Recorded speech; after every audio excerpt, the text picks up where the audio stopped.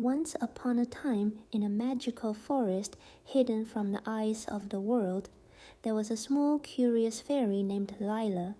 She was unlike any other fairy in the kingdom of Everglade. While the other fairies spent their days singing and dancing in the meadows, Lila loved to explore the forest's deepest corners, seeking adventure and hidden wonders. One sunny morning, while the dew still sparkled on the leaves, Lila stumbled upon a strange golden feather lying beneath an ancient oak tree. Its glow was mesmerizing, and as she touched it, a warm energy surged through her tiny wings. Suddenly, an old, raspy voice spoke from behind her. "You have found the feather of whispering wishes," said an owl perched on a low branch. His feathers were streaked with silver, and his eyes gleamed with wisdom. "That feather can grant one wish, but only if your heart is pure." Lila's eyes widened with excitement. "One wish? Anything I desire?" The owl nodded solemnly. "But beware, young one. Many before you have used it selfishly and brought harm instead of happiness." Lila thought long and hard. She could wish to become the queen of Everglade, to have the most beautiful wings, or even to travel beyond the forest, but none of those felt right. Her heart ached for something greater. In the heart of the forest, there was a cursed glade where no flowers grew and no creatures dared to go. It was said that long ago, a fairy queen had turned the glade into stone out of anger. Lila had always wanted to see it, but had never dared.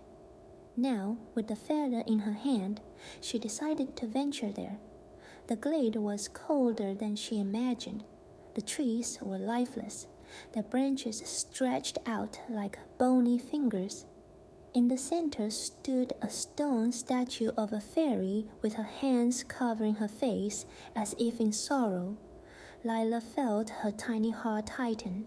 She held up the feather and whispered, "I wish for this glade to be full of life and happiness again." The feather glowed brighter than the sun, and a golden light spread across the glade. The stone statue cracked, and out stepped the fairy queen, her wings sparkling like diamonds. The trees burst into bloom, vibrant flowers carpeted the ground, and the air was filled with the songs of birds and buzzing bees. The queen knelt before Lila, her eyes filled with gratitude. "You have freed me from my curse, brave little fairy. Your selfless wish has brought joy to the forest once more." From that day on, Lila became known as the guardian of Everglade. She didn't need a crown or a fancy title. Her bravery and kindness had made her a hero in everyone's heart. And every night the stars seemed to twinkle just a little brighter, as if celebrating the fairy who chose love over everything else. And so the forest thrived, and Lila's story was told for generations, reminding all that true magic lies in selflessness and a kind heart.